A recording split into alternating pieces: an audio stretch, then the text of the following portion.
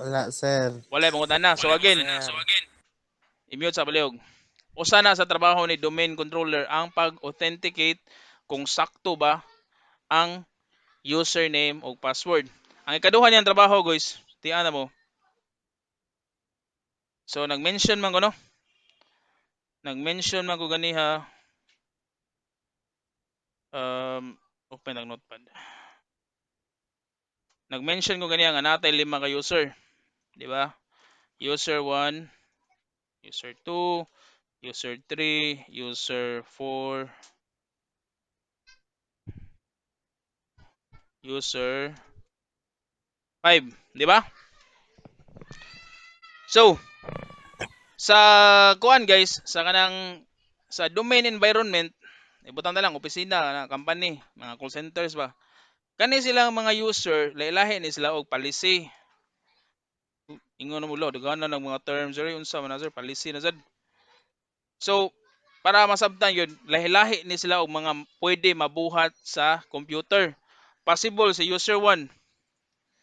Possible si user 1 maka nasa full access. Meaning mabuhat niya tanan.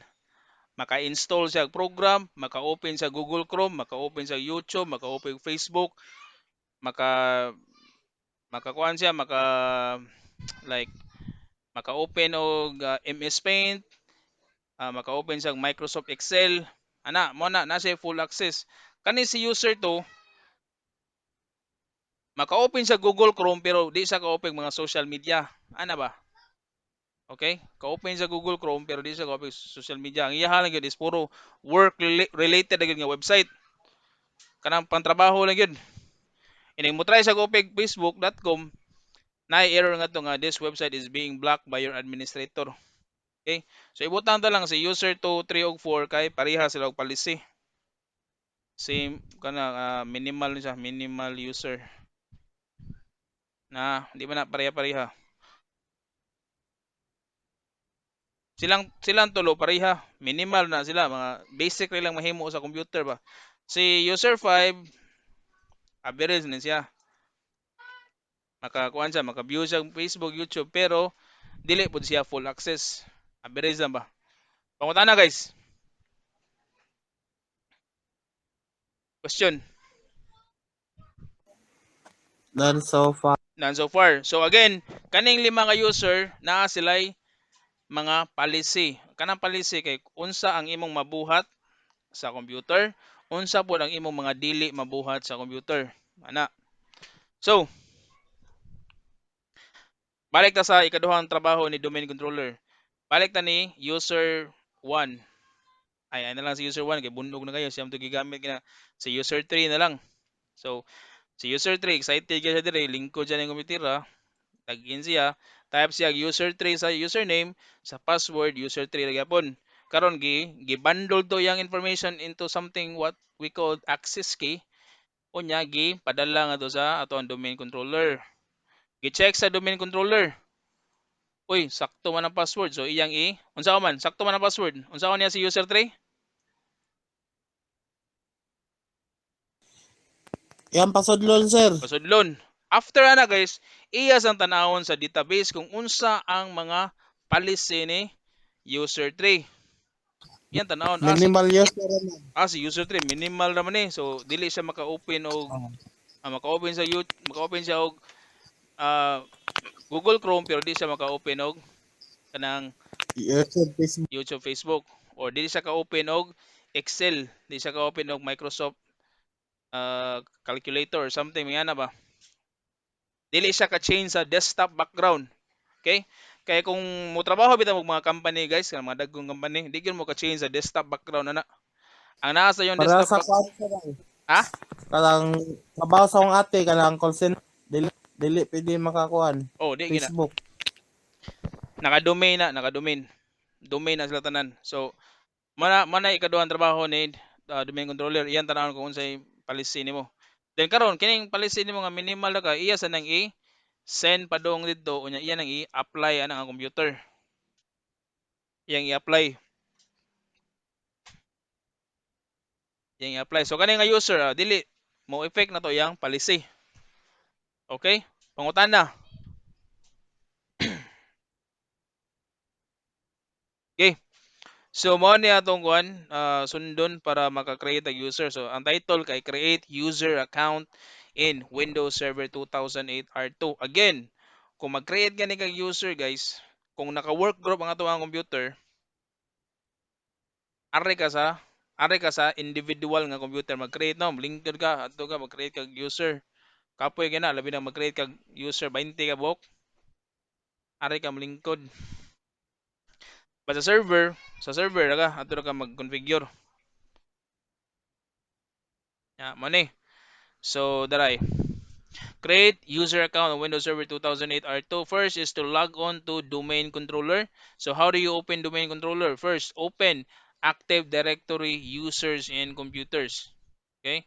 Makita na, open niyo sa server manager. Server manager, makita na niyo nga to. Kanang Active Directory users and computers. Kani siya nga term. Mao gyapon ni ang term sa Windows Server 2012. Active Directory users and computers. So kani sa nga window guys kini mao ni siya ang Active Directory users and computers. So kani mga folder like kaning built-in computers, domain controller, foreign security, mga default nga folder naa na diha. Nya kani bitaw kini siya na mustbegeek.com. Mao ni siya ang katong domain name nga itong gigamit niya. Tunin ko nga talamban.net, di ba? So depende kung unsay buhaton yung domain makita diha. Nya dire sa users nga folder default sa ni nana na daan. Okay? Now pag create og user, pwede ka dire kining white, imo lang siya i-right click, nya ari kag new, nya ari kag user. Okay? Pag click nimo user, mugawas ni nga box or window. So imong pilapan first name Diana, last name Walda. Nya kaning full name automatic ra na dili na kamo type ana. Kung unsa gi-type nimo dire, iya lang i-concatenate nga riya. Okay, Diana Walda sa full name automatic. Nya kaning user logon name ikaw nag-type ani. Okay. Now naman ay kuan guys, naman ay rule ba. Depende nimo. So pareha sa amo ang company, ang among gigamit kay first name, last name gisumpay ba. Okay? So ang user logon name is first name, last name. So kung sa mo pa ning company, ang angan sa user logon name kay Diana Walda, lowercase tanan. Pero sa iyang example dire kay D Walda, gikuha ra niya ang first letter sa first name o ang entire last name, di ba? Ay, naglibong mo dire? Wala sir, wala sir. Okay, kanang user logon name kamoy magbuot ana. Na kani siya Ang must be paano lang username? kay kani siya default na dia. Then click din kag next. Then tagaan ni mag password. Okay. Password. Okay? Dayon diri ang part guys kini. Kung imo ning pilion kaning user must change password at next logon. Iniglag-in na ni user nga Wanda kana di Walda. Nilagin niya. Nya inig-type niya sa password. The moment nga iyang gi-type ang password, pag enter niya, mo require siya nga mag-change og password. Nga maghimo na gyud sa iyang own nga password. Mo na siyang mahitabo kung imo ni chikan, user must change password at next logon. Pero sa ato ang kuan sa assessment, kanilang atong gamiton, user cannot change password. Okay? Og password never expire. Pag humana na, click din kag finish, nya makita dayon ang name ni Diana Walda. Okay? Naray, Diana Walda. You can now see the user listed in Active Directory as shown above. Pangutana guys.